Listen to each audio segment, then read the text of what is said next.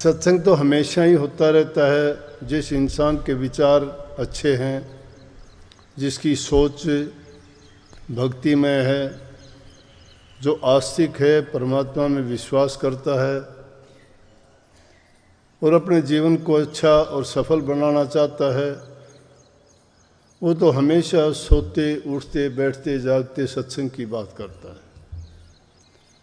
वो तो बुराई में भी अच्छाई खोज लेता है। जहाँ भी कोई भी चीज़ होती है उससे वो अपने विश्वास से, श्रद्धा से जोड़ता है उसको। हर चीज़ में वो मालिक की मौज मसलत मानता है। चाहे जैसी भी घटना होती है उसको सोचता है कि मालिक ने जो कुछ किया वो सही किया है, अच्छा किया है। और उसका कारण भी है कि जो कुछ होता है उसके लिए ना तो हम रोक पाते हैं, हमारे बस में जो बात होती है वो हम कर सकते हैं, लेकिन जो कार्य मालिक ने करना होता है उसमें हम अगर कर भी सकते हो तो भी दखल नहीं देते, क्योंकि वो जो सोचते हैं, वो जो करते हैं, वो वही जानते हैं कि क्या करना अच्छा है। अगर उसके कार्य में हम किसी भी प्रकार की बाधा पैदा करते हैं तो हमें उसका हर्जाना भुगतना पड़ेगा, भरना पड़ेगा, लेकिन वो काम तो वैसे ही होके रहेगा जैसे मालिक की मौज होगी। तो फिर उसके लिए चिंता करना, उसमें अड़ंगा डालना या उसके बारे में कुछ अपनी बुद्धि और अपनी चालाकी लड़ाना हमारी मूर्खता के सिवाय और कुछ नहीं है। अभी ये जो भजन कहो, शब्द कहो, जो भी था ये गया, ये भी उस लड़के का इसी एक आस्था का परिणाम है।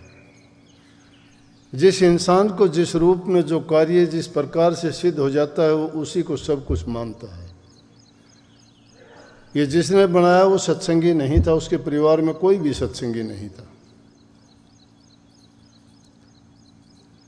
लड़का हुआ था, लड़का थोड़े ही दिन का था, 6 महीने का था या साल का था। किडनी फेल होगी दोनों बच्चे की।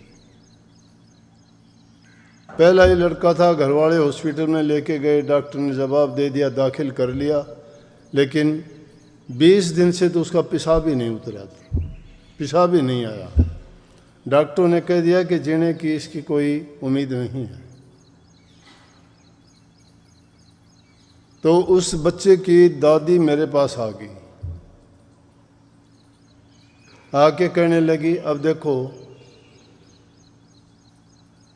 महाराज जियों की कृपा से उन्होंने जो वाणी जो वचन कहे, मैं उनके अनुसार बहुत कुछ सोच के और उसी प्रकार से उन बातों को अपना के कहना चाहता हूँ और करना भी चाहता हूँ। तो वो कहा करते थे कि किसी को भी गलत बात मत कहो, जिसको भी कहो उनको अच्छी बात कहो। चाहे कोई मुर्दा भी पास आ जाए तो भी उसको ये नहीं कहना कि मरेगा। करने वाला परमात्मा है, लेकिन हम अपनी ज़बान से भी किसी का दिल न तोड़ें, बल्कि उसके विचारों को, अगर दुर्बलता है, उनमें कमजोरी है, डरपोक या भीरूपन है, तो उनके विचारों को मजबूती देने के लिए उनको अच्छी और हौसला अफजाई करके अच्छी बात कहनी चाहिए। अच्छी बात कहने से उनको ताकत मिलती है। वो आके रोने लगी, उसकी माँ संगत बैठी हुई थी। अब क्या कहूँ, मैं ये कहूँ कि वो ठीक नहीं होगा। मैंने तो यही कहा कि मालिक दया करेगा, अच्छा हो जाएगा, चिंता ना कर, ठीक हो जाएगा। वो आस्था थी उनकी कि चलो महाराज जी से जाके पूछेंगे। जब इंसान को ज़रूरत पड़ती है ना, ढूंढता है इंसान, सहारा खोजता है। सुनते हो ना, डूबते को तिनके का सहारा। तिनका उसको उभारता नहीं है, लेकिन उसके लिए छटपटाता है। छटपटाते हुए तिनके की बजाय कोई और चीज़ हाथ लगती है, पार हो जाता है। ये भी ना समझो तिनका उसको सहारा नहीं देगा, सहारा देगा, क्योंकि वो आदमी प्रयास करेगा उसको छूने को, उसको प्राप्त करने की, सहारा ढूंढने की, तो उसको सहारा मिलता है।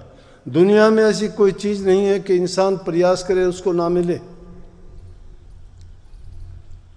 किसी ने दुर्बलता इतनी पाल ली उसको तो शायद नहीं मिलेगी, लेकिन मैं कहता हूँ कि जिन लोगों ने पूरे हौसले के साथ जो भी काम करना चाहा उनको सफलता उसमें मिली।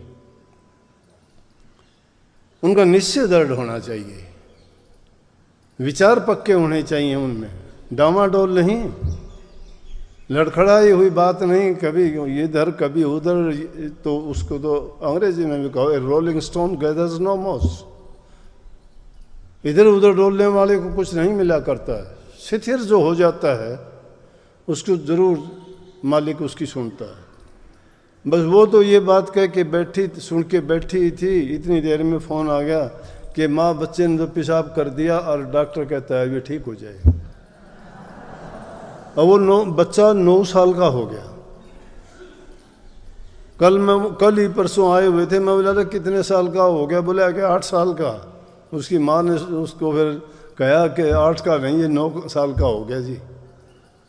तो जब ये उसके बाप ने ये बात लिखी है, वैसे तो वो चलाता है, जिम चलाता है क्या, लेकिन उसने मन में आई ये उसके ख्याल की बात, उसने कागज़ पे उतार दी, इन्हें गानी शुरू कर दी।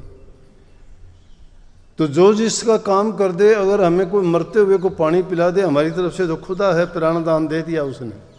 भूखे कोई रोटी खिला दे तो उससे रोटी खा के उसमें प्राण आ जाते हैं, तो वो उसको भी खुदा मानता है कि ये परमात्मा है मेरे लिए। इसीलिए ऐसे ऐसे अवसर आए जहाँ नौकरों बांदियों को भी बड़े बड़े धनवानों ने, बड़े बड़े आदमियों ने उनको गुरु मान लिया, क्योंकि उन्होंने जो बात कही, जो सलाह दी, और वो सलाह पा के उनके जीवन संवर गए। तो ये तो इसे बात के बारे में थोड़ा मैंने बता दिया कि जो उसने लिखा है, अपनी मन में आई वो बात लिख दी। ये प्यार की बात थी, ये उसकी आस्था की बात थी, जो बातें उसके साथ उसकी ज़िंदगी में घटी और उससे उसको जो कुछ मिला। अगर कोई बुरा होता तो बुरा भी करने वाले नहीं। तो जैसे इंसान के जैसे विचार होते हैं ना, वो वैसे ही प्रकट कर दिया करता है। अगर ना भी करे तो उसके बोल चाल से, उसके मन के भाव से, उसके चेहरे से सब प्रकट हो जाता है। कहने की ज़रूरत नहीं होती। कह के तो आदमी बेकार बुरा बनना है, बाकी तो चेहरा बता देता है, कह देता है सारी बातें। हमारे ये चीज़ बताई जाती है कि पहले बाहर की सफाई करो, अपने तन की सफाई करो, फिर उसके बाद मन की सफाई होगी। जो इंसान बाहर से सफा नहीं कर सकता है, जो बाहर से ही सफाई नहीं कर सकता, मन की सफाई क्या खाक करेगा? गंदगी तो कहीं भी अच्छी नहीं होती, लेकिन गंदगी जब मनों में भरी होती है ना, वो गंदगी प्रभु के नाम से, गुरु भक्ति से ठीक होती है। तो हम इसीलिए उस भक्ति के रास्ते पे चलने के लिए आए हैं। उसमें हमें अपने अंतर की सफाई करने के लिए गुरु की आज्ञा में रह के, उनकी बात को मान के, बाहर की सफाई पहले करें और फिर अपने मन की सफाई करें। फिर जो चाहो, तुम्हारे मन में जो विचार ख्याल आएंगे वो पूरा फलीभूत होगा, फल देगा, आपको परिणाम देगा। राधा स्वामी।